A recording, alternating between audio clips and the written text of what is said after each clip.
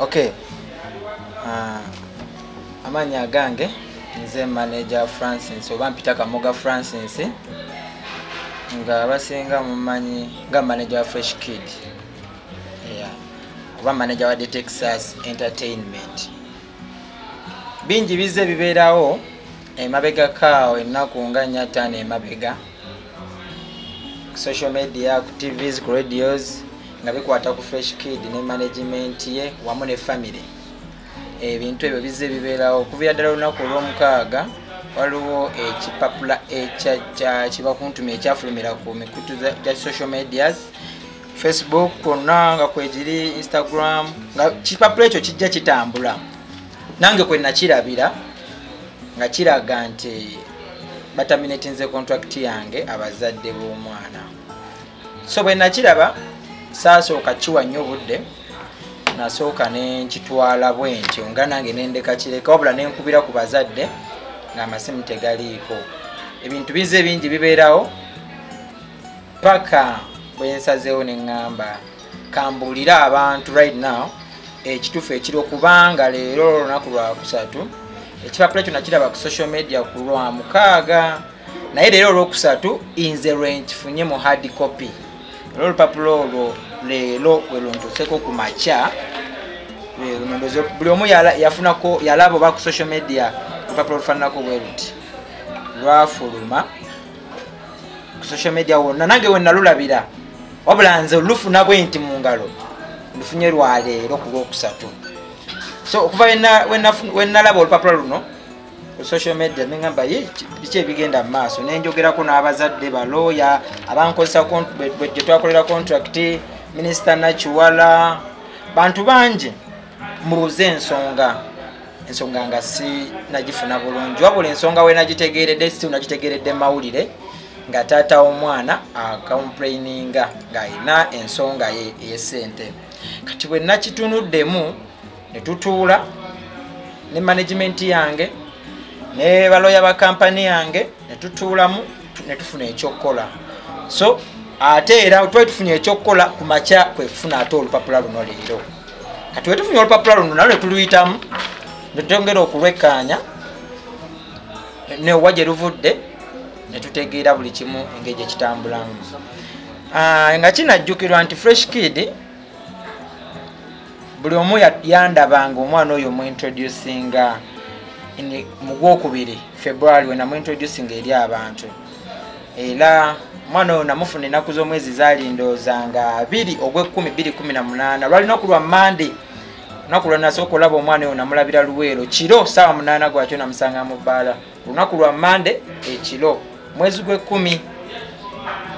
yes we nalabira omwana oyo era lwe lunaku lwe namulaba ne noonya ku bazadde be ne mbalaba the following day ne bamumpa ebbanga nga amazo koze nabasangira bali mu kusoma ate nga bali mu kusoma ate nga yali mu club kiro. So nenjogera ne bazadde be nannyonnyola embeera yaliwo ne bamunkwasa thereafter waita banga ne tusayininga contract ze twasayininga. So nze lwaki mpise press conference eno njagala kutegeeza ggwanga move ya Francis eddako tuleme kubeera okugamba iki ekiddako tuleme confusing abantu tuleme confusing aba promoters abandi wadde omwana emirimu like njagala tereeza ekyo nakwongera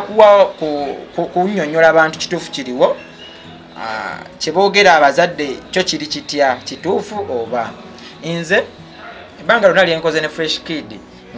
mu bya ssente. Fresh Kid atandise okukola ssente ndoza mu Gwakutaano awo gwa mukaaga. Yes, Gwakutaano gwa kukola ku ssente era ebbanga lyatandikidde okukola ssente ezo mbadde ne taata omwana nga tuli bwe tuti nga wenteeka ekigere kasita kiba kigambo kya ssente wateeka ekigere wenteeka ekigere wateeka ekigere kasita kiba nga kigambo kya ssente. So okusookera ddala njasooka nnyonnyola eggwanga Fresh Kid ssente ze zonna z'abadde akola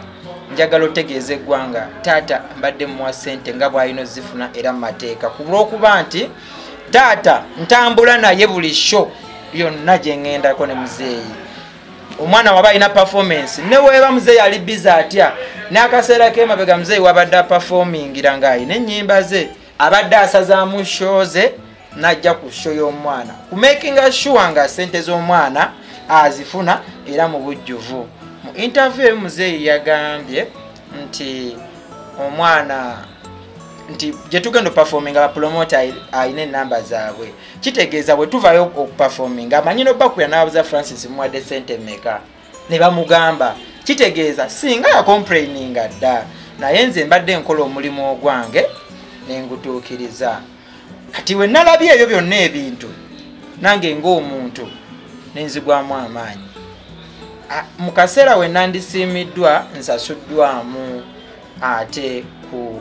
kumpita mubbi nti ndi mubbi ndi mufere mbabbi ekimala kati nze ng'omuntu sirina nnyo kyenja kwogera ku nsonga y'abantu bano kutaminatinga contract yange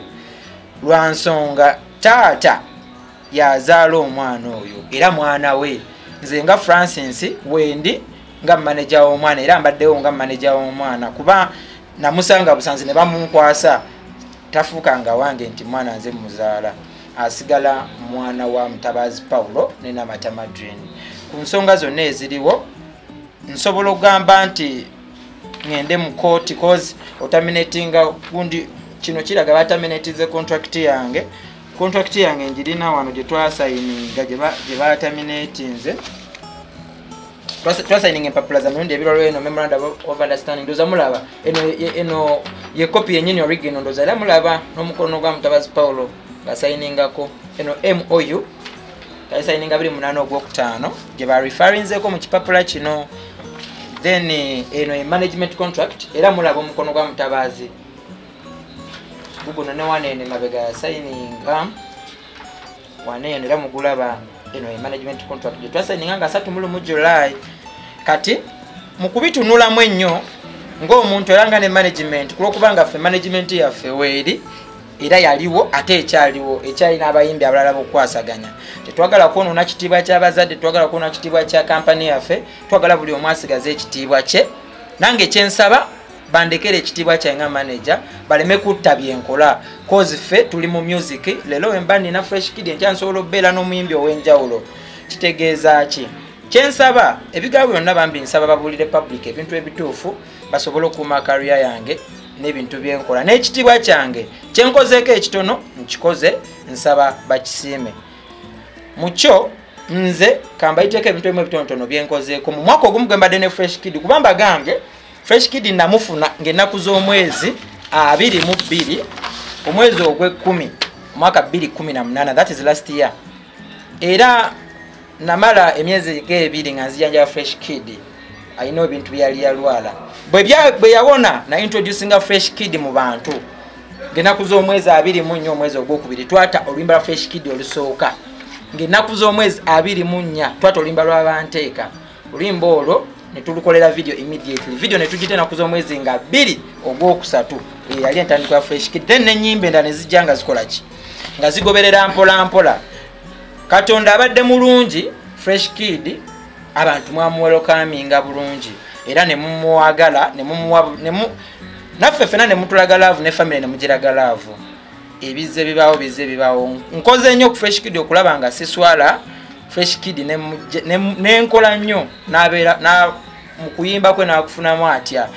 Fresh Kid brand ambassador wa Canaan Soda ekyo mwena mukimanyi ago maanyi gange Fresh Kid okuba brand ambassador wa Canaan Soda ayina sente zaafuna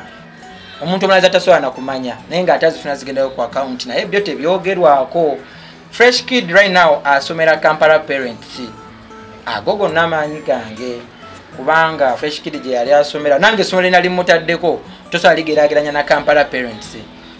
so ago gonna amaanyi gaffe kuba nti twateekamu nga management amaanyi ensi yonna ne Mwami Rajiv n'asobola olaba omwana oyo okuba nti amuyita Fresh Kid improvinze bingi mweke ennyini bannamawulire mwamukwatanga interview nga tasobola kugera dda akagambo k'oluzungu right now ayogera oluzungu kitegeeza Kampala Parents ekoze omulimu gw'amaanyi naye ku maanyi gange still Fresh Kid atambudde ku myaka egyo ku mwaka ogumu gwe mbadde naye n'ennyimba ze sobodde okufunayo ku contracts zeebwe Fresh Kid n'agendako e Dubai Fresh Kid n'agendako e South Sudan Fresh Kid mbadde nina olugendo olwajje mutwale South Africa naye kati bino bizzeeyo simanyi ng'egye tujja kikolamu so Fresh Kid atambuddeko Fresh Kid bintu bingi bizze bibeera mu bulamu bw'ensi eno. Fresh Kid awangudde za award manyi gange cause ekigambo promotion abantu amanyi music musobola okitegeera nti oteekamu kinene omuntu okuba someone. Ife nga management we twatuddemu netunuulira ebintu bino ne tugamba no, mzee azze mabega nga asika omuguwa still sigwe guno omulundi ogusoose netuvaayo ne final decision yaffe nga nze nga manager Francis ne management yonna the Texas management. Kyetwasazeewo mu kyo kye kino, sigenda kukwata mbu nkwate lupapula luno eno agreement gye nasayininga nabo eya 5 years nti nji mbatwale mu kooti of which ntisobola nengenda mu court cause contract yange ekyali valid tebampitangako giterminatinga bo bakola kyabwe naye sigenda kikola lwansonga emu. Nze njagaliza Fresh Kid kirungi mukuleta Fresh Kid twamuleeta kusoma tetwamuleeta kuyimba. Luckily Katonda namuyamba ekitone nakyo nekigattira okwo. Fresh Kid mukumwagaliza singa tunasigala mu scandals zino paka omwana otagenda funa mirembe nga ye tuyinza bba tuli wano ye ng'omwana mutima gwe tetumanyi kyalowooza kubanga oli mwana wa myaka 8 osobola okujja n'omugamba yogera bwoti nayogera ekyo ky'omugambye. Naye nze kyensaba okusookera ddala omuntu yenna daddi oba mami oba ani gwe bakwasa omwana oyo musaba abeere mwegendereza era akwate omwana oyo bulungi amutwale maaso ne talent ye ate kansuubire taata ye taafunemu mivuyo na manager oyo gwe yalabye nga ye muto.